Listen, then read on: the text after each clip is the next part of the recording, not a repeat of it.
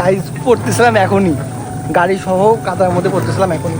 তো গাইজ আপাতত আমাদের ছবি তোলা শেষ, অনেকগুলো ছবি তুলছি। তো আপাতত যাবো ওইদিকে। ভালো হচ্ছে বন্ধু, দেখিস ভাই গুতাই না দেখি।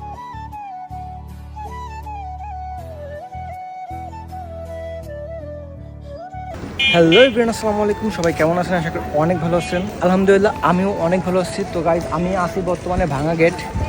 এটা হলো ভাঙা গেট, যদিও নামটা ভাঙা, তারপরেও গেট ভাঙা না, ঠিকই আছে। আর এখানে আসার কারণটা হলো আমার ফ্রেন্ড কালকে চলে যাবে ঢাকাতে, দেন ওর সাথে একটু মিট করতে আসলাম। দেন সাথে অনেকদিন ঘোরা হয় না, তাই একটু ঘোরাঘুরি করতে আসলাম। আর সামনে আছে হলো ভাঙা গেট ব্রিজ, এটা নতুন করছে। তো আপাতত ওয়েট করতেছি ও আসার জন্য। দেন ও আসার পর তারপর ওকে নিয়ে ঘুরতে যাব। A few moments later. তো গাইজ অবশেষে আমার বন্ধু আসলো 10 মিনিট পর।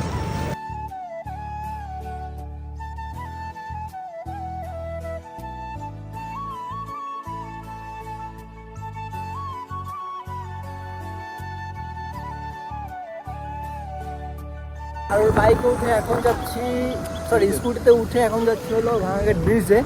ও আসতে লেট করছে, 10 মিনিট লেট করছে, বাট কী করার, ও আগে গড়ায় এরকম কথা বলে এক আর পরে এক।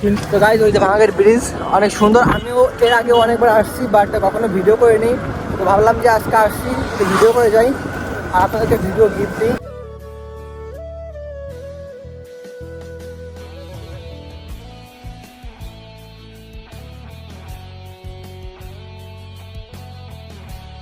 গাইজ এর লুকটা অনেক সুন্দর, দেখলে বুঝতে পারবেন। এর নিচে দেখেন অনেক ধরনের ফ্যাক্টরি, আর এদিকেও কয়লা, যশোরের এখানে অনেক কয়লা ইম্পোর্ট করে বাইরে থেকে দেখেন। আর এদিকে সব ফ্যাক্টরি, আর লুকটা জাস্ট অসাম।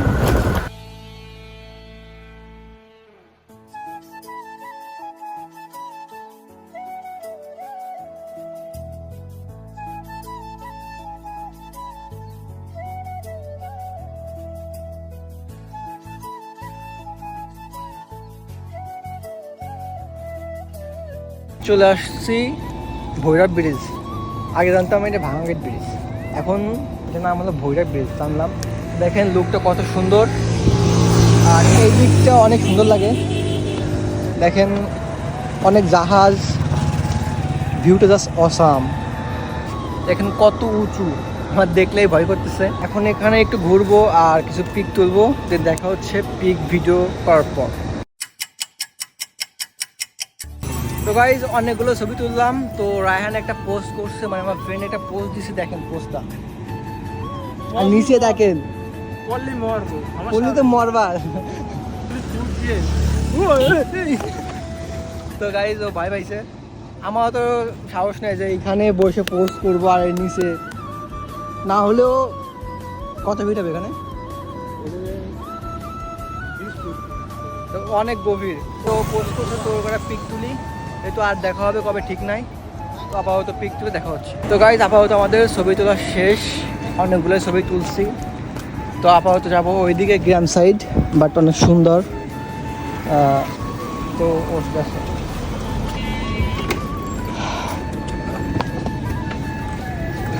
তো কই যাবো এখন আমরা, কই যাবো? এদিকে যাবো, মানে ভৈরব ব্রিজ পার হয়ে। আচ্ছা ওকে, আমি গেলে মানে ওই যে নওপাড়া দেখতে পাবো। ভিউটা অনেক সুন্দর দেখেন। কই নিয়ে আসছে এটা, আয় কাদা কাদা। হ্যাঁ এদিকে কাদা, তো যাবা তাও ওকে চলো।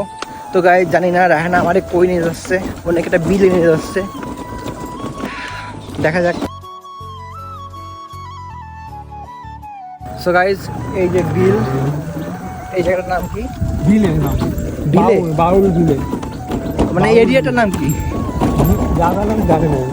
আচ্ছা পার হয়ে গাইজ এই যে সেই বিল, এই সবই তো দেখি ঘাস হয়ে গেছে, গাছপালা হয়ে গেছে, এগুলো ক্লিয়ার থাকতে ভালো লাগতো। এখানে ছিল। তো গাইজ এটা ঘোরা ঘোরা, আমার বাড়ির পাশে ঘুরে ঘুরে আছে। ভালো হচ্ছে বন্ধু, দেখিস ভাই গুতাই না দেখি। কাকা মাছ পাইছেন? কি মাছ এখানে? কই মাছ? আরে আল্লাহ, মাছ পাইনি, মনটা কষ্ট হয়ে গেল। হ্যাঁ, এই জায়গা গাছের পাশে আমি ছবি তুলবো। হ্যাঁ, ওকে। আরো সামনে যাবো। আর না, এখানে থাকে। তো গাইজ ও আবার ছবি তুলবে। ছবি তুলছে না হলো 15-20টা, আবার ছবি তুলবে। ওকে, ব্যাপার না, কালকে বন্ধু চলে যাবে, তো তুলে দিই, কী করবো আর।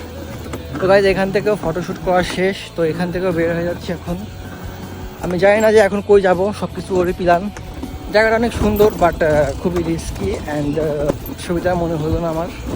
সুন্দর, বাট ওরকম সৌন্দর্য বজায় রাখতে পারি নাই।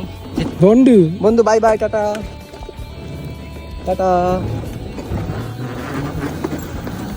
তো গাইজ রেহানের গাড়ি আবার ডিস্টার্ব দিছে, এই যে যেহেতু ব্যাটারিতে চলে।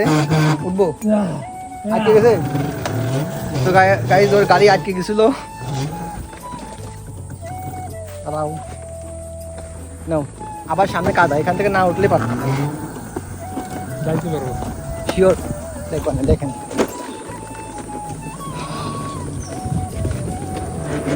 দেখো ভাই, না টাইলস পড়তেছিলাম এখনই, গাড়ি সহ কাদার মধ্যে পড়তেছিলাম এখনই।